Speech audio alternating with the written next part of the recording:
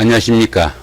이 시간에는 원구 분석 기법 두 번째 시간으로 실제로 보는 일간의 속마음과 가치관 그리고 부부관계 이런 것들을 살펴보기로 합니다. 원구 분석을 할 때는 첫 번째로 일간의 기본 마음을 알아봐야 되고 그 다음에 두 번째는 일간의 기본 마음이죠. 일간의 기본 마음을 알아봐야 되고 그 다음에 두 번째는 일간의 태어난 달 계절이죠. 자, 일간이 언제 태어났는지 거기 알아봐야 되고 세 번째로 그 월간의 영향력, 월간이 직접적으로 영향을 줍니다. 자, 월간의 영향력을 알아봐야 되고 네 번째는 일지가 어떤 성향을 가졌는지, 일지가 어떤 육친이나 십성을 가졌는지, 그 영향력은 어떤지, 자, 그걸 알아봐야 되고 다섯 번째가 되겠죠. 자, 시주는 또 어떤 영향을 주는지, 시주 중에서도 특히 시간이 더 중요하겠죠. 바로 옆에 있으니까. 그 다음에 이제 연주의 근본은 어떠한지, 자, 이런 식으로 원국을 분석하시면은 비교적 정확하다 이렇게 보실 수 있습니다. 자, 이 시간에는 일지가 이제 어떤 영향을 주는지 알아보기로 합니다. 지금 현재 이 명주는 어떻습니까? 자, 축월에 태어난 정화일간입니다. 축월에 태어난 정화일간이다 보니까 정화가 혼자서 어느 정도 역할을 하기는 다소 힘겹다 이렇게 보시면 되겠죠. 이렇게 축월에 자기 계절이 아닌 이렇게 한겨울에 촛불 난로불이다 보니까 끊임없이 목의 생조가 필요하겠다 이렇게 보시면 되겠죠. 근데 이 목이 도와주는 목의 생조가 일지에서 도와주는 경우하고 여기서는 시간에서 도와주는 경우가 있는데 이번에 여기서는 일지 영향력이니까 일지에서 도와줄 때 어떤 영향이 생기는지, 일지에서 도와준다면 어떻습니까? 묘목이 되겠죠. 자, 이렇게 묘목이 오는 경우에 영향력이 어떻게 되는지 알아보자 하는 이야기죠. 그러면은 현재 이 상태는 어떻습니까? 이렇게 정계충이죠. 그죠? 이렇게 정계충인데 이렇게 묘목이 오게 되면은 이 개수가 직접 정화를 충하기보다는 이렇게 묘목을 생조하게 됩니다. 수생목이죠. 이렇게 생조를 하니까 수생목, 그 다음에 목생화 이런 식으로 되니까 이 평관 남편이 열심히 일해가지고 재물을 생성해서 일간을 생조하는 자 그런 경우가 되니까 이 경우에는 어느 정도 남편 덕이 있다 이렇게 보시면 되겠죠. 병화가 태양이나 큰 불이면은 이 정화는 촛불, 난로불 이런 것들처럼 뭐 전기불도 포함되겠죠. 이런 것처럼 일정 공간에서 온기와 열기를 발산해 가지고 어두움을 밝혀주는 그러다 보니까 주변에다가 어느 정도 자신을 희생해 가지고 주변을 밝혀주는 자 그런 불이라고 보시면 됩니다. 그렇지만 이렇게 그 개수가 이렇게 있다가 보니까 작은 불이 물을 뿌려주는 경우가 되겠죠. 그죠? 안 그래도 혼자서 힘드는데 물을 뿌려주는 경우인데 이렇게 목의 생조가 뗄감이라도 있어야만이 어느 정도 버틸 수 있다 하는 이야기가 되겠죠. 이렇게 되면은 이 개수는 이 정화를 직접 이렇게 극하기보다는 이 개수를 생조하니까 이 정화일간은 남편 개수를 믿고 어느 정도 세상을 살아갈 수 있다 하는 이야기죠. 만약 이렇게 개수가 일지에 이렇게 오지 못할 때는 어떻게 한다고 그랬습니까? 운에서 인성이 와가지고 이렇게 수생목, 목생화 이런 식으로 그 중간에서 인성이 오거나 아니면은 이 개수 남편이 열심히 일해가지고 사업이나 하는 일이 잘 돼가지고 목을 생성하면은 자 수생목이죠. 자 식상이 목이 되니까 열심히 일해가지고 목을 많이 생성하면은 이 목을 가지고 자 목생화로 정화가 필요한 뗄감을 만들어 줄 수 있으니까 남편이 열심히 일해가지고 사업이나 일이 잘 되면은 어느 정도 이 정화하고 갈등 없이 살아갈 수 있다. 이렇게도 말씀을 드린 적이 있죠. 이 경우에는 일지에 묘목이 오게 되면은 평관 개수하고 그 다음에 일간 정화가 극단적인 대립은 피하고 어느 정도 부부로서 살아갈 수 있는 자 그런 명조가 될 수 있다. 이렇게 보시면 되겠죠. 그래서 이렇게 일지 영향력이 상당히 중요하다. 이렇게 보시면 되겠죠.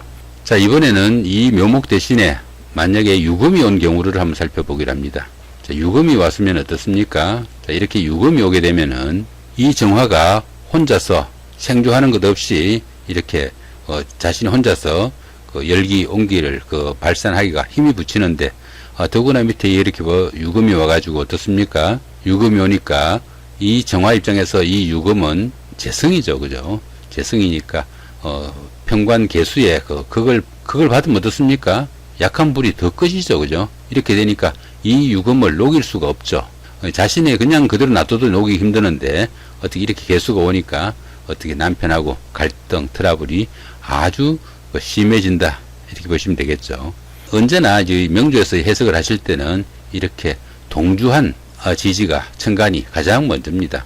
유금 입장에서는 정화가 가장 먼저고 정화 입장에서는 유금이 가장 먼저란 이야기입니다. 이렇게 동주한 입장이 가장 먼저고 물론 여기서도 어떻습니까? 이 개수는 축토가 가장 먼저가 될 테고 그죠? 자, 축토는 개수가 가장 먼저가 된다. 이렇게 보시면 되겠죠. 이렇게 동주한 그 오행간의 그 생조가 가장 먼저고 그 다음에 옆에 있는 명조가 그 다음 생조의 그 차례가 된다. 이야기 보시면 되겠죠. 그러다 보니까 이렇게 유금이 오니까 어떻습니까? 정화는 당연히 재성을 향하게 됩니다. 재성을 향하게 되니까 이 개수에 그걸 받지 못하니까 부부간의 갈등, 트러블은 심해지게 되고 이 정화는 어떻습니까? 이 개수로부터 어느 정도 벗어나고 싶은 그런 입장이 되죠. 그렇지만 어떻습니까? 이 정화는 지금 여기 보시면 뿌리가 없는 형편이죠. 이 개수는 이 보시면은 이 축토에 여기 이 개수가 이렇게 천간에 투출한 경우죠. 투출한 경우라 가지고 이 경우는 평관격이 됩니다. 이렇게 평관격이 돼 가지고 힘 있는 이 개수가 이 정화가 벗어나고 싶다고 해서 쉽게 벗어나게끔 해주는 그런 입장도 되지 못한다는 이야기죠. 이 개수 입장에서는 이 정화가 어떻습니까? 자기 밑에 위치하니까 개수 입장에서는 자식궁입니다. 그죠? 이 개수 입장에서 봤을 때 이 정화는 자식궁입니다. 그 아내가 자식궁에서 자기 아랫자리에서 있으니까 이 개수는 언제라도 자신이 보호해야 된다는 그런 생각을 가지고 있으니까 이 정화가 자기 그 틀에서 벗어나면 안 된다는 이야기죠.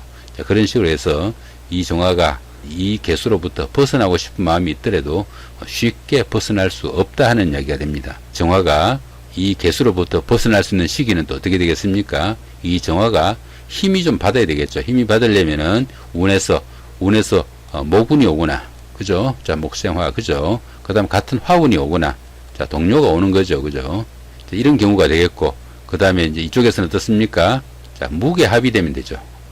개수가 무게합으로 해가지고 자기 역할을 무게합하니까, 그죠? 자기 역할을 다 못할 때, 이럴 때 이 정화하고 이 개수가 갈라서게 되는, 그런 운세가 된다 하는 이야기죠.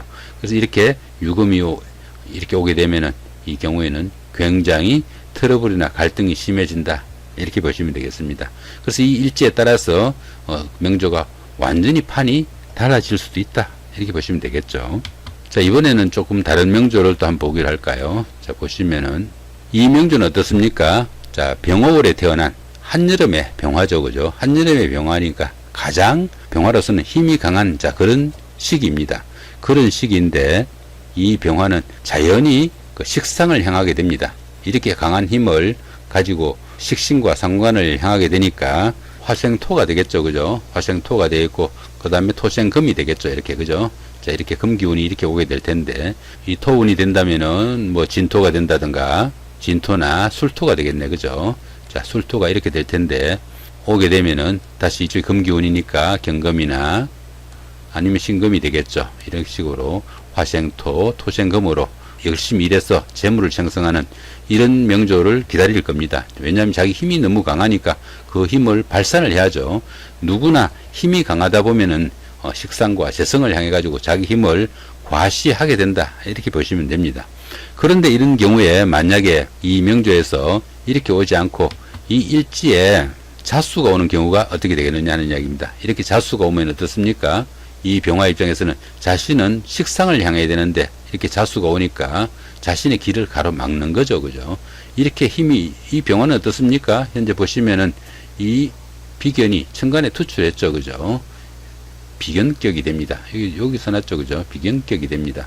그래서 이렇게 비견이 강하게 동작하는 이런 기운에서 이 병화가 식신과 상관을 향하려고 하는데 이렇게 자수가 오면은 이 자수는 수국화니까 관성이죠. 그죠? 이 경우에는 정관이 되겠네요. 그죠?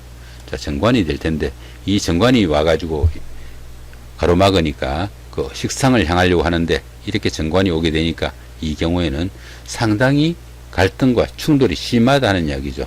지금 이 경우에는 어떻습니까? 이 자수가 여기 오게 되면은 여기 보시면 이렇게 좌우충이죠. 그죠? 이렇게 좌우충인데 이 경우에는 좌우충이라기보다는 이 자수는 일방적으로 제거당한 경우라고 보시면 됩니다. 이 자수, 힘없는 자수가 이렇게 불기운에 둘러싸이다 보면은 그 자체로 제거당한 경우다, 이렇게 보시는 게 맞다는 이야기죠. 자, 올려서 한번 볼까요?